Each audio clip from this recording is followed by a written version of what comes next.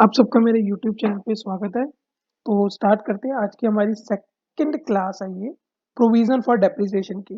First class में मैंने तुम्हें बेसिक्स ऑफ डेप्रिसिएशन समझा दिया था, जिसमें हमने एग्जांपल लेके देखा कि प्रोविजन फॉर डेप्रिसिएशन अकाउंट कैसे बनाते हैं, वहाँ पे डेप्रिसिएशन क्यों चार्ज करते हैं और उसका क्रेडिट बैलेंस क्यों होता है, क्योंकि डेप्रिसिएशन क्रेडिट साइड में आती है हर जगह, तो उसका ऑटोमेटिकली क्रेडिट बैलेंस बन जाता है और ये प्रोविजन है।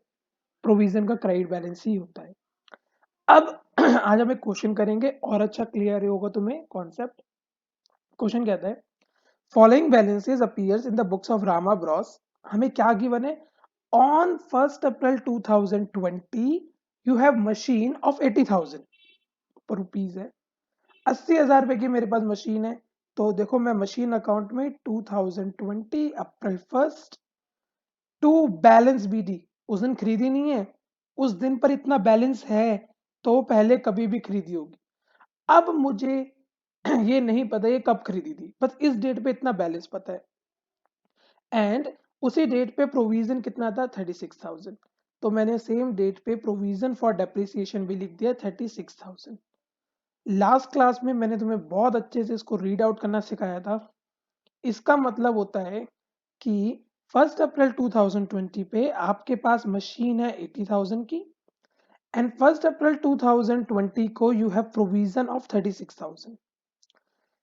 80,000 की मशीन है आज तक। आज तक मतलब अप्रैल से लेकर, और अप्रैल तक की उस पर डेप्रिसिएशन कितनी चार्ज हो रखी है? अप्रैल 2020 की 36,000। यानी आज से लेके जब भी खरीदी होगी, चाहे वो 2000 में खरीदी हो, चाहे वो 2005 में खरीदी हो, उस डेट से लेके आज तक आज तक यानी 2020 तक जितनी भी डेप्रिसिएशन है, you have already charge on the machine and you have credited, you have accumulated the depreciation in provision for depreciation account which is 36,000। पहले तो लास्ट क्लास में ये एक कॉन्सेप्ट समझाया था मैंने, जो काफी इंपॉर्टेंट है। दूसरी चीज मैंने तुम्हें एक बताई थी, कभी भी ये मत मानना कि ये 80,000 की एक मशीन है। आपको तो इस डेट पे दे रखा है टोटल मशीन 80,000 की है। ये एक भी हो सकती है, दो भी हो सकती है, चार भी हो सकती है, 100 भी हो सकती है। हमें कभी भी अज्यूम नहीं करना ये एक है। तो टोटल मशीन 80,000 की थी और उस पर अप्रैल 1 2020 तक टोटल डेप्रिसिएशन 36,000 की चार्ज हो रखी है। ये बिल्कुल दिमाग में रख लो। आगे चलते हैं। आगे क्वेश्चन क्या कहते हैं? ऑन 1 अप्रैल 2020 यानी on the current date they decided to sell a machine for 8700। एक मशीन 8700 की बेचना चाह रहे हैं। जैसे मैं लिख रहा हूँ आप भी अपनी कॉपी में वैसे ही सॉल्व करना। पहले पूरा सुन लो, उसके बाद दोबारा सॉल्व करना। कहीं गलती आती है तो दोबारा वीडियो देखना। This machine was purchased for 16,000 on April 1, 2016। ये मशीन मैंने कब खरीदी? अप्रैल 1, 2016 को 16,000 की। और बेच कब रहे हो? 2020। तो मेरे को इस मशीन की वैल्यू कौन सी डेट पे चाहिए? अप्रैल 1, 2020 को चाहिए। तो मुझे इस पे डेप्रिसिएशन लगानी पड़ेगी, तो लेस डेप्रिसिएशन। आप इकट्ठा भी लगा सकते हो। क्या करोगे इकट्ठे लगाने के लिए? 16, 17, 17, 18, 18, 19, 19, 20। चारों साल में स्ट्रेट लाइन मेथड है और 10% डेप्रिसिएशन है। तो चारों साल में 1600 1600 1600 1600 लगाओ, टोटल आई 6400 माइनस कर दो। पर मैं इतना इंटेलिजेंट नहीं हूँ, मैं हर एक ईयर की निकालता हूँ। मुझे नहीं समझ आता कैसे करते हैं, मैं हर एक ईयर का निकालता हूँ। ये तुम्हें तब आसानी देगा ये वाला चीज जो अभी एक एक ईयर की कर रहा हूँ, जब तुम middle of the year 9 month के बाद बेचोगे। बाकी अगर तुम डायरेक्टली निकाल सकते हो तो वेल एंड गुड, बहुत अच्छा है। 5 में से 1 गए 4, 14,400। ये वैल्यू आ गई अप्रैल 1, 2017। अभी नहीं बेची। और आगे चलो, less depreciation, straight line method है, फिर 1600 रुपये लगाओ। कि मैं बिल्कुल बच्चों वाला मेथड करवा रहा हूँ, बिल्कुल बच्चों की तरह करवा रहा हूँ ताकि समझ आ जाए। 12,800। तो ये आ गया अप्रैल 1, 2018। फिर डेप्रिसिएशन लगाओ क्योंकि बेची तो 2020 में है और यूज हुई होगी एक साल। फिर माइनस करो 1600, it will be 11,200 on 1 April 2019। Then एक और बार डेप्रिसिएशन लगा दो, लास्ट डेप्रिसिएशन होगी 1600। तो हमारी बुक वैल्यू ऑफ मशीन आ जाएगी as on date of sale which is 1 April 2019। ये आई हमारी 9600। इस डेट पे सेल करिए, इस डेट की वैल्यू आ गई। कितने की बेची? 8700, लेस सेल प्राइस 8700, प्रॉफिट हुआ कि नुकसान? 9600 की चीज 8700 में बेच दी, 900 रुपए का नुकसान हो गया, loss on sale of machine. अब क्या करेंगे इसको?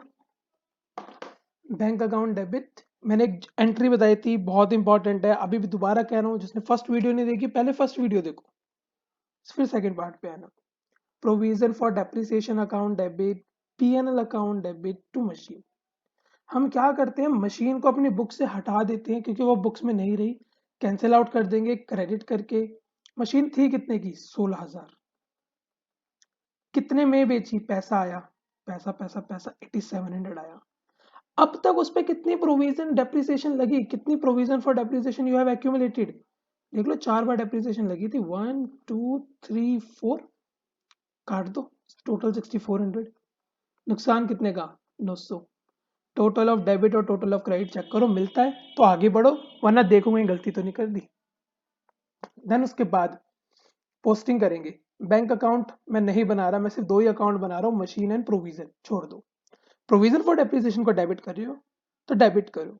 एक चीज और, ये entry at the time of sale pass की जाती है, ये सारा वर्किंग सेल के टाइम पे कर रहे हैं, सब वर्किंग नोट है। तो सेल हो रही है 1 अप्रैल को, तो 1 अप्रैल को ही करेंगे। 2020 देखो, प्रोविजन फॉर डेप्रिसिएशन डेबिट हो रहा है, ये वाली ये रहा प्रोविजन फॉर डेप्रिसिएशन। कितने से? 6400। बच्चे क्या करते हैं, टू मशीन तो लिखते हैं, अमाउंट 16,000 लिख देते हैं। अरे भैया, प्रोविजन को तो तुम 64 से डेबिट कर रहे हो, तो 6400 से डेबिट। 10 पीएनएल अकाउंट बना रही हो? नहीं, वो तो 31 मार्च को बनेगा, बाद में देखेंगे। मशीन अकाउंट को क्रेडिट कर रहे हो तो कर दो, by bank, by provision and by PNL, name of the other aspect, by bank, by provision for depreciation and by PNL. ये तीनों लिख के मैं उसे क्रेडिट कर दूंगा क्योंकि डबल एंट्री सिस्टम है, दूसरे अकाउंट का नाम से हम उसे करेंगे, मशीन में कभी भी मशीन अकाउंट नहीं आएगा। अमाउंट टोटल 16,000 लिखनी थी, बट अब 3 टुकड़ों में लिखी जाएगी, 8700, 6400 एंड 900। देखो, यहां तक डाइजेस्ट करो, वीडियो को पॉज करो और एक बार देखो कि ये क्लियर हुआ तुम्हें सारा पॉइंट। मैं वो पूरा दिखा देता हूं, आराम से देखो एक बार। कहीं पे भी डाउट है फिर दोबारा वीडियो को रिवाइंड करना, दोबारा देखना। अब हमारा फर्स्ट स्टेप कंप्लीट हो गया। सेकंड स्टेप क्या है? इस ईयर को क्लोज करना है। तो जब मैं इस ईयर को क्लोज करूंगा तो मैं देखूंगा यार, टोटल तो 80,000 की मशीन थी, जिसमें से मैंने 16,000 की बेच दी, 16,000 की बेच दी ना, बाकी कितने की बची? तो इस 80,000 को 2 पार्ट में डिवाइड करना है। एक जो बेच दी, जो कि 16,000 है, बाकी जो बच गई, तो वो कैसे निकालेंगे? 80 में से 16 गए, 64,000, 64,000 की बच गई। अब ईयर क्लोज करेंगे ऑन March 31, 2020 21 सॉरी 2021। ध्यान से सुनना बिल्कुल। 64,000 पे बाय डेप्रिसिएशन पूरे साल यूज हुई, तो 64,000 का 10%, दैट विल बी 6400। बाकी जो बचे 16,000, सुनना बहुत अच्छे से, 16,000 वाली मशीन कब बेची? April 1, starting of the year, तो वो तो एक भी दिन यूज नहीं हुई इस साल, तो इसलिए मैंने इस साल उस पर कोई डेप्रिसिएशन नहीं लगाई। जो ये 16,000 की मशीन थी, ये मैंने 1 अप्रैल को ही बेच दी, मैंने कोई डेप्रिसिएशन नहीं लगाई इस पे। अगर अगर मैं इसको बेचता 2 महीने यूज करने के बाद, तो मैं 2 महीने की डेप्रिसिएशन यहाँ पे दिखाता, जो मैं आज नहीं, अगले वीडियो में अगले क्वेश्चंस में समझाऊंगा तुम्हें। इसके अलावा इस क्वेश्चन में कुछ नहीं है, क्लोज कर दो, आंसर आ गया। कोई नई मशीन खरीदी नहीं है, सीधा बंद करो। 80,000, 16,000 की मशीन गई, बाकी बची 64,000 की, वही बैलेंस आना चाहिए था। टू बैलेंस BD 64,000 March 31, 2021 में क्लोज करी, एंड 2021 April 1 को ओपन करा। उसके बाद यहाँ पे क्लोज करेंगे तो 64,400 है, वैसे तो 36 से आएगा आंसर, पर निकाल देता हूँ। 42,400 टोटल, 6400 माइनस करो, अगेन 36,000 आ गया। ये हमारा बैलेंस सी डी, ये हमारा balance B D. 2021 2021 March 31st, April 1st by balance B D 36,000। अब दोबारा सुनो, इसका मतलब क्या है कि अप्रैल 1 2021 में मेरे पास मशीन है 64,000 की, और अप्रैल 1 2021 में मेरे पास जो उस पर डेप्रिसिएशन लगी हुई है वो लगी हुई है 36,000 की।